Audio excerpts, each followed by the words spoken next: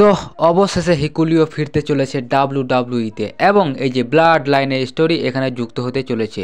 তো আসলে কি হিকুলিও ফিরছে এটা আমরা জানবো আজকের এই ভিডিওর মাধ্যমে, এবং হয়তোবা আমরা আর ডাব্লিউডাব্লিউইকে দেখতে পাবো না এবং ডাব্লিউডাব্লিউই বন্ধ হয়ে যাচ্ছে। একই সাথে ডাব্লিউডাব্লিউইকে এবার তাহলে কনফার্ম করতে চলেছে ব্রন স্ট্রোম্যান ভার্সেস জ্যাকব ফাটুর মধ্যে ম্যাচ। তো এই সব কিছু মিলিয়ে আজকে ভিডিও সত্যি অনেক বেশি দুর্দান্ত হতে চলেছে। তো এই ভিডিওটি শুরু থেকে শেষ পর্যন্ত দেখলে অনেক কিছু জানতে পারবে। একই সাথে তোমরা যদি এই চ্যানেল নতুন হয়ে থাকো তাহলে চ্যানেলটিকে সাবস্ক্রাইব করে দাও এবং ভিডিওতে একটি লাইক করে দাও। তো চলো ভিডিও শুরু করা যাক।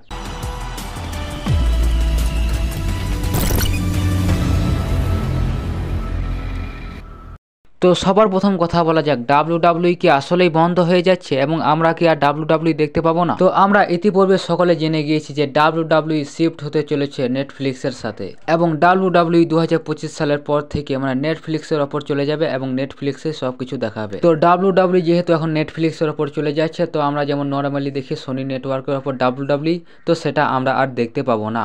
এবং আমাদেরকে যদি ডাব্লিউডাব্লিউই দেখতে হয় তাহলে আমাদেরকে অনেক টাকা খরচ করে নেটফ্লিক্সের সাবস্ক্রিপশন নিতে হবে, তবে আমরা ডাব্লিউডাব্লিউকে উপভোগ করতে পারবো। এবং এই নেটফ্লিক্সের এক একটা সাবস্ক্রিপশনের দাম কিন্তু অনেক বেশি হয়ে থাকে এবং এটা আমাদের অনেকের সাধ্যের বাইরে হয়ে থাকে। তো সেই দিক দিয়ে দেখতে গেলে আমরা এক প্রকার ডাব্লিউডাব্লিউই লাইভ দেখা থেকে বঞ্চিত হয়ে যাচ্ছি। তবে হ্যাঁ, ডাব্লিউডাব্লিউই নেটফ্লিক্সের ওপর যাওয়ার পরপরই কিন্তু সবকিছু চেঞ্জ হয়ে যাবে না। এর মানে হলো নেটফ্লিক্সের ওপর যাওয়ার 3 থেকে 4 মাস পর্যন্ত আমরা যেমনটা দেখি সোনি নেটওয়ার্কের উপর তেমনটাই দেখতে পাবো, কিন্তু এরপর আর কোনো ছাড় নেই। এরপর যদি ডাব্লিউডাব্লিউই দেখতে হয় তাহলে আমাদেরকে অবশ্যই নেটফ্লিক্সের সাবস্ক্রিপশন নিতে হবে। তো এটা এক প্রকার আমাদের অনেকের জন্য ডাব্লিউডাব্লিউই দেখা বন্ধ হয়ে যাওয়ারই সমান। তো এই বিষয়ে তোমাদের কোনো মতামত থাকলে তোমরা আমাকে কমেন্টে জানাতে পারো। তো যাই হোক, এবার কথা বলা যাক, ডাব্লিউডাব্লিউই কি তাহলে করতে চলেছে ব্রন স্ট্রোম্যান ভার্সেস জ্যাকব ফাটুর মধ্যে ম্যাচ? তো স্ম্যাকডাউনের এপিসোডে ডাব্লিউডাব্লিউই জ্যাকব ফাটু এবং ব্রন স্ট্রোম্যানের মধ্যে একটা ফেস টু ফেস দেখিয়েছিল।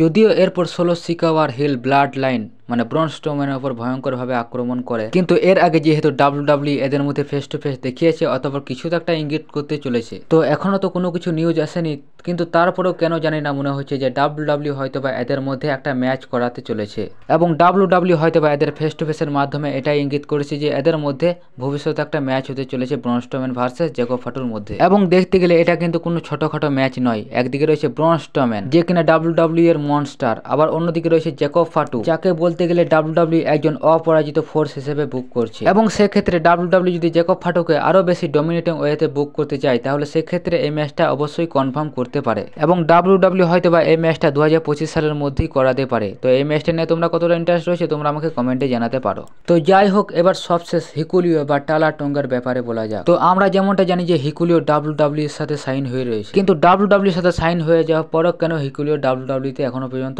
মানে ডেবিউ করেনি? তো কিছুদিন আগে ডাব্লিউডাব্লিউ এর পক্ষ থেকে বলা হয়েছে যে হিকুলিও সম্ভবত একটা ইনজুরিকে ফেস করেছে এবং এতদিন সে সেই ইনজুরি থেকে নিজেকে রিকভার করছিল। তো বলতে গেলে সেই জন্য আমরা এখনো পর্যন্ত হিকুলিওকে ডাব্লিউডাব্লিউ তে দেখতে পাইনি, কিন্তু এখন হিকুলিও সম্পূর্ণভাবে ফিট রয়েছে এবং সে যে কোনো সময় ডাব্লিউডাব্লিউ তে ডেবিউ করতে পারে। কিন্তু এখানে আরেকটা বিষয় সেটা হচ্ছে এখন যেহেতু ব্লাড লাইন ভার্সেস ব্লাড লাইনের গল্পকে থামিয়ে রাখা হয়েছে, তো সেই জন্য এখন আমরা হিকুলিওকে ডাব্লিউডাব্লিউ তেও দেখতে পাইনি, এবং আমরা সকলে জানি হিকুলিওকে ডাব্লিউডাব্লিউ ব্লাড লাইনের একজন সদস্য হিসেবে সামনে আনবে। তো সেই জন্য এরপর যখন থেকে আমরা ব্লাড লাইন ভার্সেস ব্লাড লাইনের মধ্যে স্টোরিকে কন্টিনিউ হতে দেখতে পাবো, তখন আমরা ধরে নিতে পারি যে হিকুলিও এবার ডাব্লিউডাব্লিউ তে ডেবিউ করতে চলেছে। এবং এখানে কিন্তু হিকুলিওকে ডাব্লিউডাব্লিউ সরাসরি মেন রোস্টারে ডেবিউ করাবে না। আমরা যেমন দেখেছি জ্যাকব ফাটু, টামা টোঙ্গা, টাঙ্গালোয়া এদেরকে সরাসরি মেন রোস্টারে নিয়ে আসা হয়েছিল, কিন্তু হিকুলিওকে প্রথমে আনা হবে এনএক্সটি তে, এরপর তাকে মেন রোস্টারে ডেবিউ করানো হবে। তো যাই হোক, এখন যেহেতু ব্লাড লাইন ভার্সেস ব্লাড লাইনের গল্প এখন চলছে না, সেই জন্য হিকুলিওকে আনা হয়নি।